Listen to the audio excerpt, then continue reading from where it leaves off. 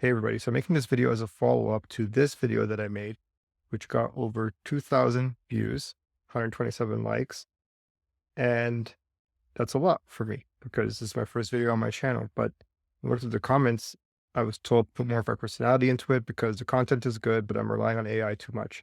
So in all honesty, I was just using AI to clean up my mispronunciations in the previous video. But anyways, it was taking way too long to make videos where I create slides and everything like that. Since I made this video, it's been 3 months. So I figured if you really are just here for the content, then you probably won't mind me just directly recording my screen and speaking this way. If you like the slides, then you'll probably be disappointed. But let's try it this way and see if we can just move forward like this. So in this previous video, I was talking about how you can leverage your existing expertise to create a SaaS product that people love. Because if you have a perspective, if you have experience of solving a problem, then that usually tends to lend itself well into being translated into a digital product. That's why I think that people who are consultants, founders, online experts who have built a successful online business, they tend to be good candidates for being a SaaS founder because they have a perspective on a problem to be solved, first of all, and they also have the business acumen, right? Because if you build a successful business, it means that you have the business experience needed to actually grow a successful SaaS business. And if you're already selling a product online, then it's likely that you have an audience, right? Then if you have an audience, and you can launch that audience, which is very helpful. These are all things that online experts bring to the table when it comes to taking on the challenge of becoming a SaaS founder. Now, what they don't have most of the time is a technical experience. They check every other box, but they're not able to actually create product themselves. Technical people have the technical experience, obviously, but most of the time they're just going to create something that is going to solve their own problem, which are technical problems. So a lot of these open source applications and most of the stuff that you see being made by software developers is stuff for other software developers. You're not going to really see a lot of open source applications for pilots because pilots don't program most of the time. So there's a disconnect there because a lot of the qualities that you need to be a successful SaaS founder have nothing to do with coding, but the coding is a huge barrier to entry. So that's a problem. And this is my community where I share my thoughts and I connect with people who are interested in creating a digital product. And if I look at the members here, you see most of these people don't have a technical background, or at least they're not programmers. They're coaches, mental performance coach, lead generation, business development and growth, neuroscience-based performance coaching. So a lot of people who have nothing to do with coding, but they joined this group because they're interested in learning more about SaaS or creating their own SaaS product. And that just demonstrates a little bit of what I'm talking about, which is that there are a lot of people who have ideas, people with experience, people who have solved problems before, who have a business. Not only do they have an idea, they have the marketing skills to build an audience, to market their product, to position it well, but they just don't have the experience to create it. What I do is I help people create it. I'm the technical person. So instead of them having to learn how to code, they can work with me. I am that side of the business, but at the same time, I can't work with everyone. I mean, I'm sure if we live long enough, everyone would eventually be my client, but we're not going to live forever. So what are some options? Well, one option is WizEd. So this is basically a low code platform. They say no code, but there actually is code involved in using this. This works on top of Webflow. So you're using Webflow in order to build the front end of your application in an intuitive way. So because it's like kind of a drag and drop builder, but you have a lot of control over what you're actually building.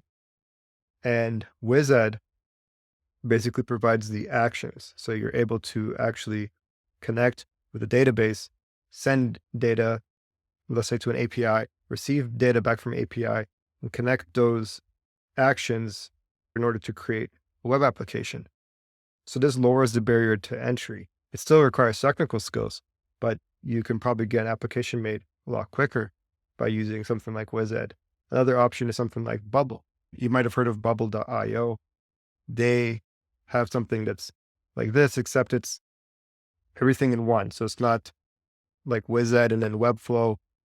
Those are two separate applications. And then you'd have to use Airtable also for WizEd to work, right? Because it needs a database.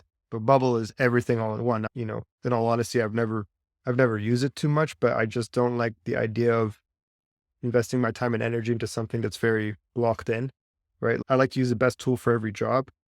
Webflow is a great website, front end builder. Airtable is great for databases. WizEd is powerful for what it's trying to do. And you can switch out any one at any point for maybe a better solution rather than using Bubble where you're just locked into their entire platform once you start building there. So I like a bit of the flexibility that WizEd offers. But the whole point is just that maybe this is a middle ground, right? For people who, like people in my community, where most of the time I'm the one speaking in the community because people might not really know what to say because they're interested in this, but they don't know how to have an intelligent conversation about it. They don't know what the first thing to do is. I don't think that they want me to sit here and to give a JavaScript course to everybody, but maybe a solution like this with WizEd is more desirable to people. So those are some of the things I just want to talk about. I like to keep my videos short.